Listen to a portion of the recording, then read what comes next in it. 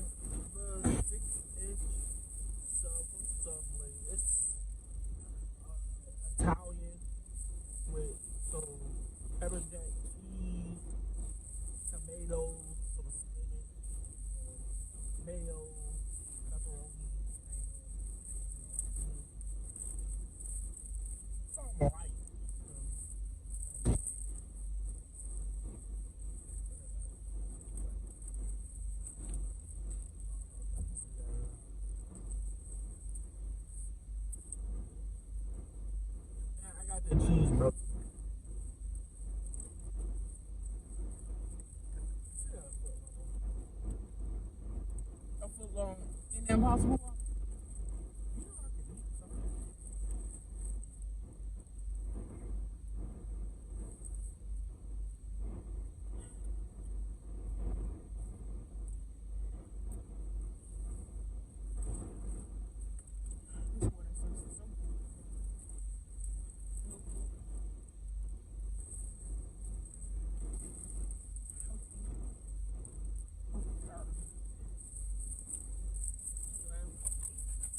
So we're gonna go ahead and get into the video because it's already at 5 minutes. So the day my mom passed away was August 26, 2020. And now I'm going into detail about what I was doing both the day before and the day of. Now, the day before, August 25th, that night, I couldn't sleep. I was up till like 3, 4 o'clock in the morning. I couldn't sleep. I don't know why. I couldn't sleep. So then I put on some gospel music and stuff, and I was praying. Now before that, my mom was in the hospital for 3 weeks. So, in about 3 weeks. She was in the hospital she went in about August 8th. She passed away. She went in August. Whatever. August 7th. She passed away August 26th. So she was about in there about 2-3 weeks. So, the day before I couldn't sleep. And I was calling my mom, but she wasn't answering. So the next day, the 26th, I have a work from home job. So I had a work from home job. So I was just I have a work from home job. So I was on the clock. I called my mom that morning. She didn't answer. So I'm like, okay, maybe she just sleep. So then it was like around 12 something in the afternoon, about 12:30. The nurse from the hospital called me, and I was on a call, so I had missed the call. But when I looked at my phone, it said 1 minute ago. So after I got off the call, I immediately called the nurse back. The nurse told me, she says, "Oh, your mom is okay. She's doing good. We're just gonna transfer her to a different room, but she's doing good." And she said that she loved y'all and her grandkids, and that y'all made her proud and continue to make her proud. Right then, I knew like something wasn't right because that don't sound like my mother. Like I knew like no, something's not right. So I'm like, okay, and I had planned on coming up there to see her today. I'm like, okay.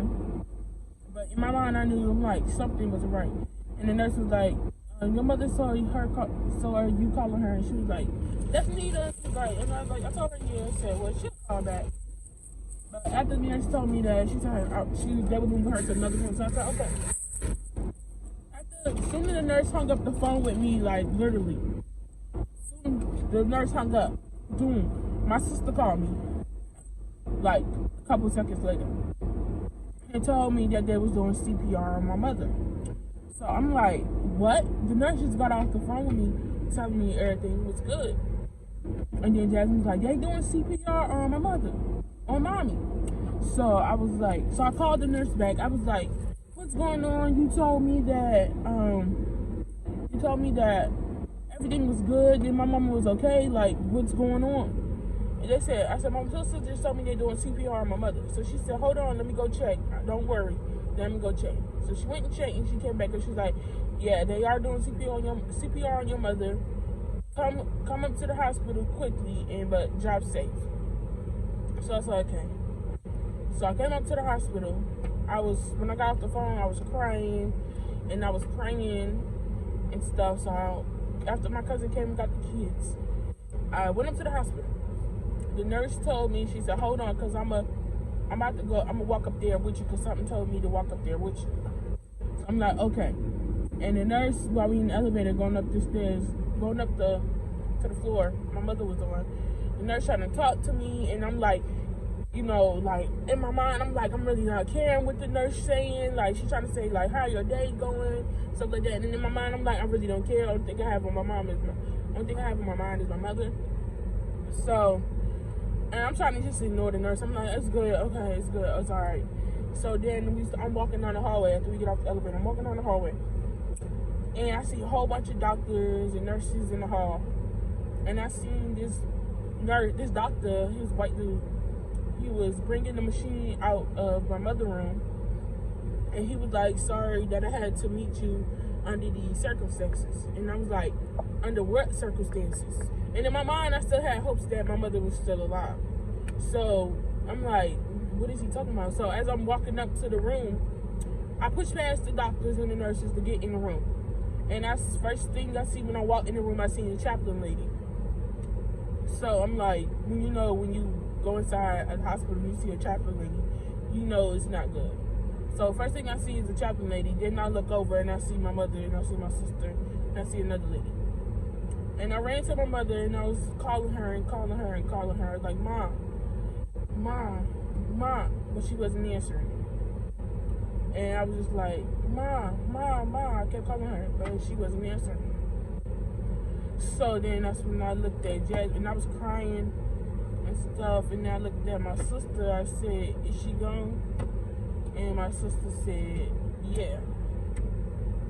And I broke down crying. And I'm like, I was like, no. And I'm crying and I'm screaming. And I'm like, Lord, why did you have to take my mom? You could have took my dad and stuff. And the chaplain lady told me, he said, no, honey, you're not supposed to question God. But at that moment, I was mad. I didn't know what to do. I didn't know what to say. I'm crying, and I'm still shaking my mother, calling her, hoping she'll still wake back up and stuff. And she just never did. And I'm just calling them, screaming and crying. Then they give us a chair, and they sit us out in the hallway so that they can get her cleaned up and stuff. And so that we can take the last few hours to visit her. So we in the hallway, we crying, and I was like, what about Joshua? His birthday's in 2 weeks. And then the lady was like, oh yeah, so y'all do go to church. She said, what's your kid's name? Joshua, Jeremiah, and Noah. So y'all know the word of God. And I said, I was looking at my mother, and I asked my sister, I said, you think she went to heaven? And Jasmine said, duh. And I was like, okay, that comforted my heart, knowing. And the chaplain lady told me, she said, of course your mother went to heaven. She was a born again believer in Jesus Christ, of course. And I was like, okay. I knew she went to heaven, but I just wanted to make sure. But it did comfort my heart knowing that she is in heaven. But then after that, we was in the hallway and stuff.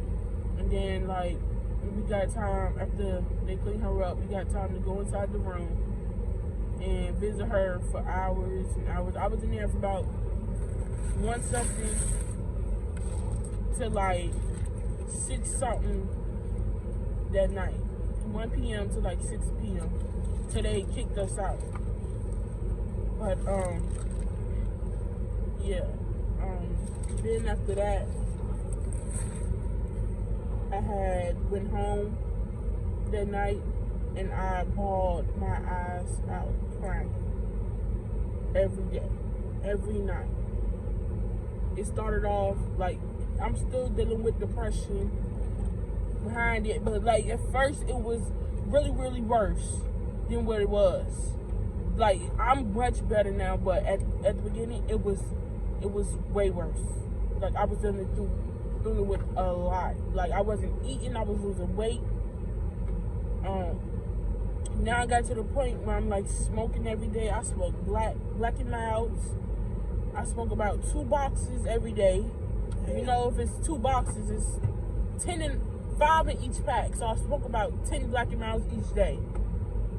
Which, I know, which now that I think about it, I'm like, I need to find a new way to cope, because that is a lot of tobacco that I was smoking. Like, my son's father told me the other day, he's like, you need to slow down, like, because that's a lot. Like, you need to slow down just a little bit. And now I realizing, like, I'm smoking a lot.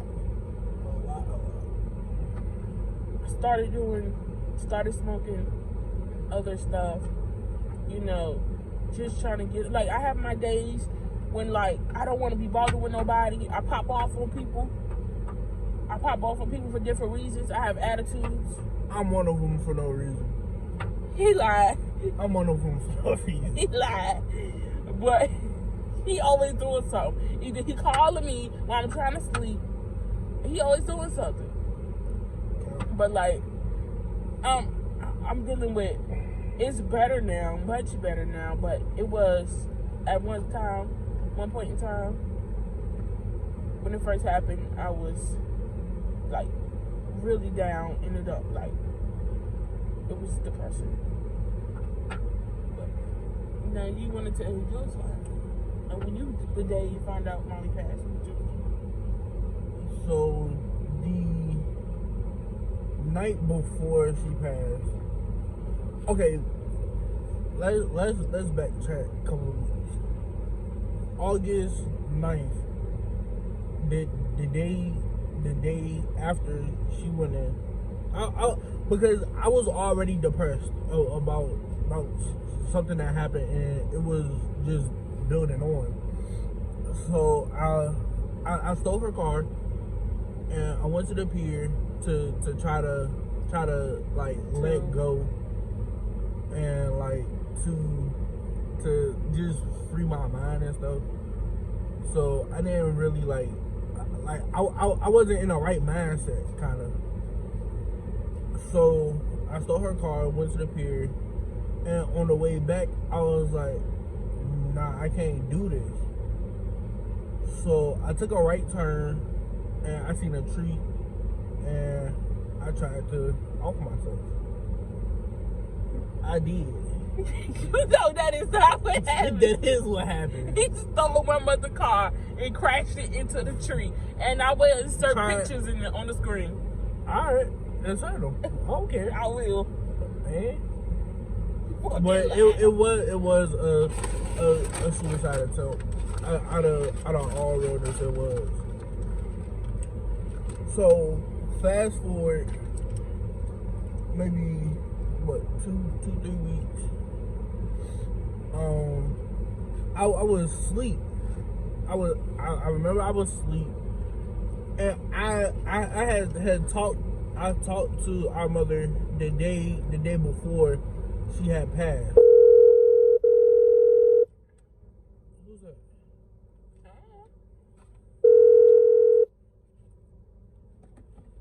So I talked to her the day before. You know, she sounded all normal and everything. Like, she was starting to get her stuff back and everything. So fast forward to the next day. It was around 1 o'clock ish, and our sister had called me, and she was crying and everything, and I was like, hello. She said, Mommy's gone. I was like, what are you talking about? She's gone. I was just talking to her last night. She said, no, bro, Mommy is gone. Like, bro, stop playing. She said, I'm not playing. Mommy is really gone. So I'm like, what are you talking about gone? Like, she said, bro, Mommy passed. My heart stopped and everything. Like, I was like so, like, I was so broken down and everything. Like, it makes no sense about how much that don't hurt to hear that. So I started crying. Like, I didn't want to be bothered with nobody. So I said, all right, let me call our aunt. So I called her. I was like, and I call out and I was like, mind you, I'm still crying and everything. I'm like, she said hello. I said, Jasmine just called me from mommy's phone saying that mommy had passed. Like she's gone. Mind you, my aunt was at work at this time. She was at work. So she was like, what do you mean? Like, mommy passed. And I remember her saying, like, she mind you, she's at work saying, like, saying no, and everything. So I'm like, can you come home? And she was like, yeah, I'm coming. So because I live with my uncle. So I went into my uncle's room to tell him, and he was like, my aunt had told him already.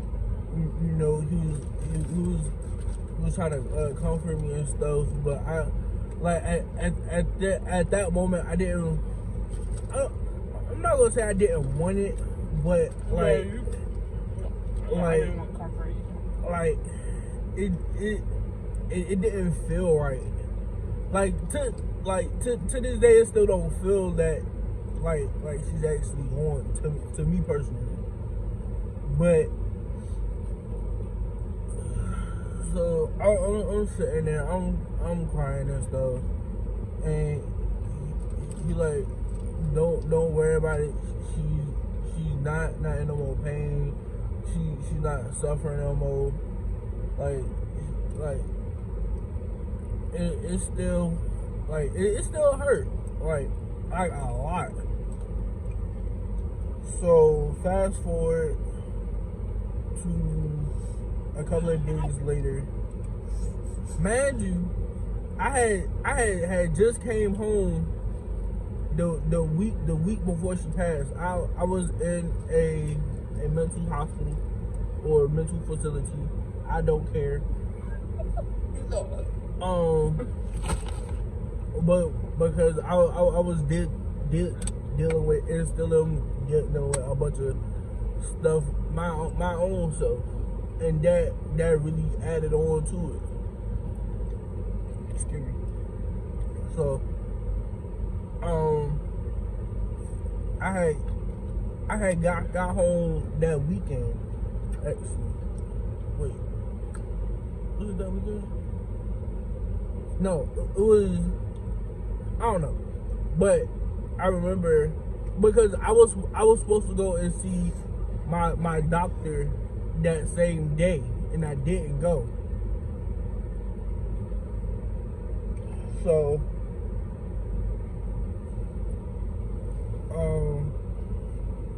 fast forward after I sat in my room in the I completely sat in my room. I isolated myself for at least 2 weeks. Like I sat in a dark room entirely for 2 weeks. I didn't eat. Like I barely even ate. A big boy like me barely eating. Like bro. Like, you also be serious with it. This is serious. Like, I wasn't eating, I wasn't drinking nothing. Like, I sat there in my head for like 2 weeks. I didn't get out the bed. Nah, that's counting, because I did go watch it. But like, I didn't do nothing. I didn't watch TV. I didn't play my game. I wasn't on my phone for real.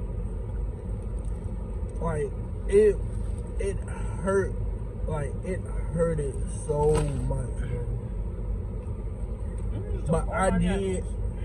First of all, I had the words that I had. I know, nigga. You use my napkin. No, nigga, no, I didn't, because I used my Subway napkin. So, I ain't do nothing for like the next 2 weeks. It got so bad for me, I was calling out of work every day.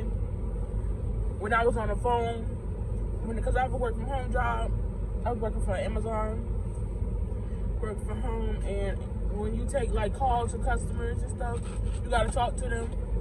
I'm answering calls, and I had customers talking, and I'm like, oh, I'm calling about something for my dad, or I'm calling about to check on an order for my mom, and I just break down crying and stuff. Like I just couldn't do it. Like I break down crying, then I put the customer on hold, and I just go outside and I start smoking.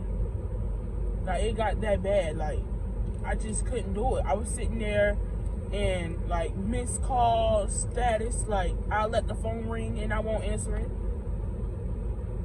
Like it got so bad, especially when it came to the first holiday without her, which was Thanksgiving. That was the hardest thing I ever had to go through, and I cried all night. Like it was the hardest thing I ever had to go through. I just couldn't deal with it. Like I couldn't deal with life. Imagine our uncle passed in 2016, right before Christmas. That hit us hard. I mean, hard. That's when I really got into smoking. And then after our mom had passed, that's when. That's your nephew. No. That's when I was smoking every day, buying weed every day, buying edibles every day. Like I was heavy into smoking. I was smoking blacks, not as much as her, but I smoke. Let me tell you, 2 of these a day. that's a lot. If you see a 5 come in a box, That's a lot. that's 10 a day. What, Saudi? These will be gone by the morning time, which I need to stop smoking so much. His girlfriend said, who that was your best friend? My girlfriend. His girlfriend said, how do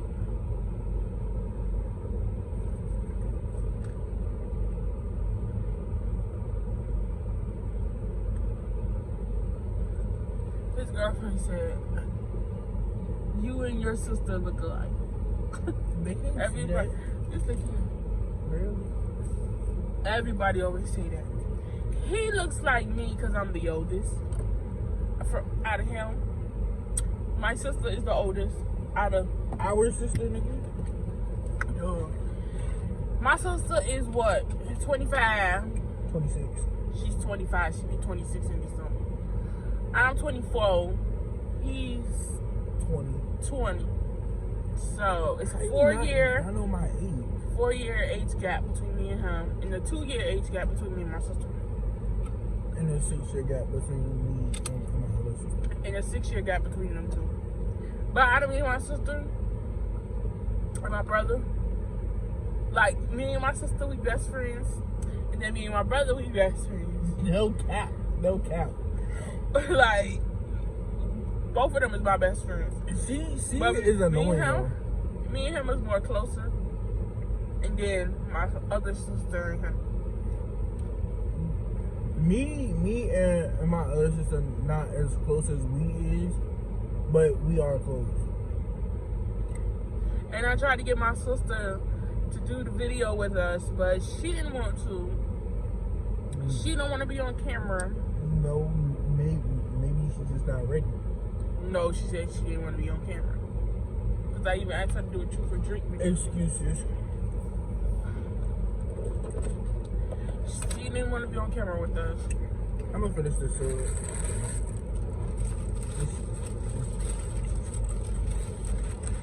But know, the day,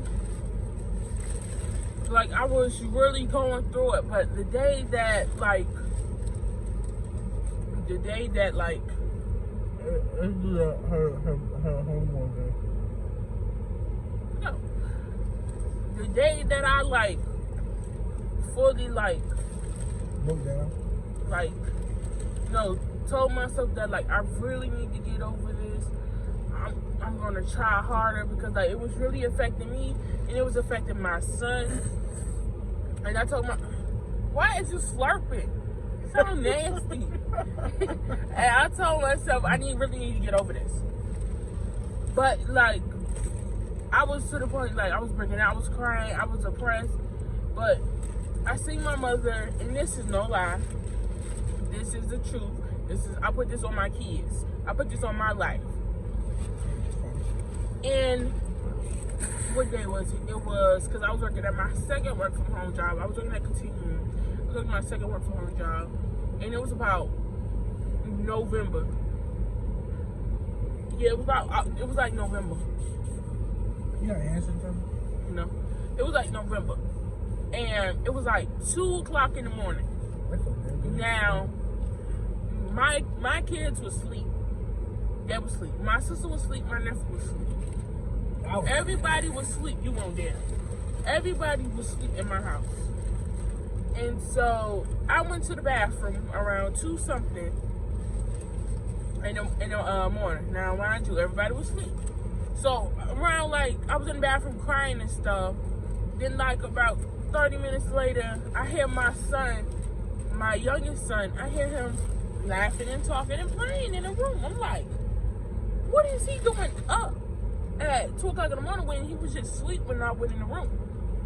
And mind you, the lights is off, TV off, ain't nothing on. So I'm like, who is he playing with? I said, maybe his brother, maybe my other son is up, maybe they playing together. But they not gonna play in the dark, so I'm confused. So I hurry up, get up, wash my hands, do what I do. Come out the bathroom, and I see my mom sitting on the edge of my bed, and she was in all white. And when I walked in the room, I seen the bright light, and my eyes were directly to her. And my son was standing up in his crib, and he was looking straight at her, and he was laughing and playing and talking with her. And I looked at my mother when I walked in the room, and I said, Mom? And she said, Nita, take care of Jeremiah, you hear? And I said, I am.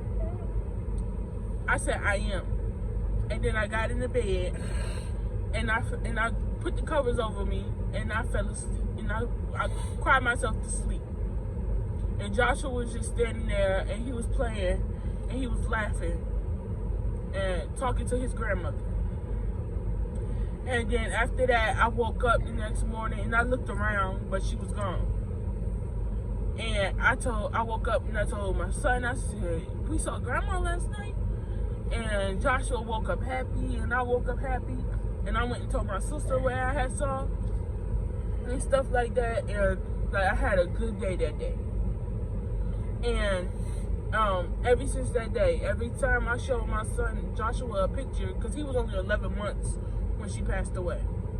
Every time I showed my son the picture of her and stuff like that, he'd go, Grandma, and he'd point to the picture. He was trying to kiss her picture and stuff like that. And I was like, you seen Grandma? He was like, I see Grandma. And he'd get so happy and excited when he see her pictures and stuff like that, because, like, he knows who his grandmother is. Kid's not retarded. He know he seen her. He know he played with her and stuff like that. And, like, now it'll always stick in his mind, cause my oldest son, he was 2 when she passed away. She passed away 10 days after my son's 2nd birthday, and it always breaks my heart because she sung him happy birthday and stuff, and not even knowing that would have been the last birthday he would have ever had with his grandma. He's only 2 years old. My second son never got to have his first birthday yet. I mean, he never got a chance to have his first birthday with his grandma. So, getting that experience to get to talk with her and play with her, I think it made Joshua happy, and he always know who his grandmother is, and so will my nephew, and so will my other son. So yeah. I'm glad I got the experience. My childhood, like I don't talk much about it because it hurt too much. But I don't really talk much about it. But I am grateful that I spent the last 20 years with her. Like even though our relationship wasn't that great, and we had our ups and downs and everything, at the end of the day, she's still my mom. Like when we were younger, every time we got in trouble, she would make us call her Miss Grant. Like I don't remember that. I do. It was one night I had a infection in my thumb, and it was big old juicy stuff. Ew, what? Come on now. But we had pork chops, rice, lima beans, and corn for dinner. I forgot what I did, but it was a Thursday, and we was about to leave for Bible study. And every time I call her, she'll say, "No, my name is Miss Grant. It's not Mama." Something like that. I don't know. I don't never remember that. I do. Me and my mother was always close, even though sometimes I always got in trouble as a kid. I'm not gonna lie. I always did what I wanted to do. We got in trouble together. Most of the time. But I always got in trouble in school. It was like mainly at school, or my mom would say I was being sneaky at home. I don't recall, but my godmother said I used to be sneaky, and my aunt would say you being sneaky, but I don't recall. Maybe I was sneaky because my first son is sneaky too. I know I used to sneak around the corner with boys and stuff. You try. But me and my mother was always like close. I would always follow her around. I would always want to be where she was at. Like, and even after a whooping, I still didn't care. Like, I still love my mom. You a kid, you gonna get in trouble. You gonna get a whooping. It didn't matter to me. Like, I was always close with my mom. And then even when I became an adult, like, I didn't like some of the stuff she would tell me, like, because I was being grown, I was being fast and stuff, but, like, even as an adult, I still stood by her side through whatever, as much as I could. I stuck by my mother's side. And as long as I'm breathing and got life in my body, nobody would ever say nothing about my mother that's disrespectful, out of line, nothing. Because if anybody ever talk about my mother and talk bad about my mother, guess what? I'm saying, including family. I don't care who you is. Anybody ever say anything, and my mother's not here to defend herself.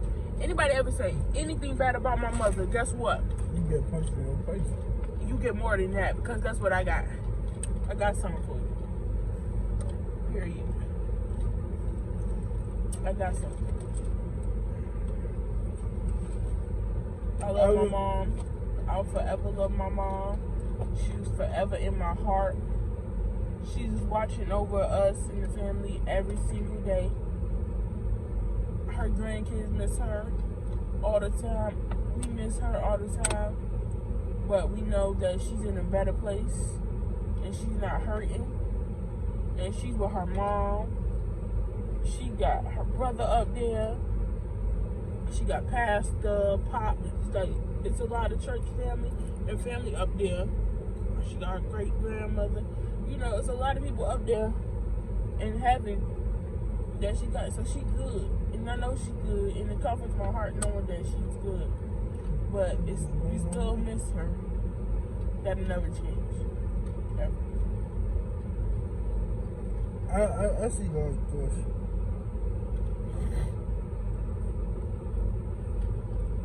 I see it as even though her body and her soul is not here on earth. Her body is on her soul. Look, you know what I mean. I'll get it right. Anyway, I see it as you're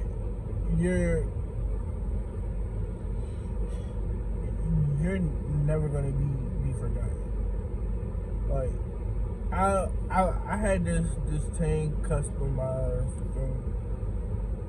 in honor of her. That could text me, but I can't see what she said.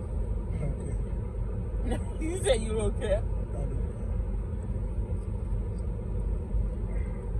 No, this is a little piece.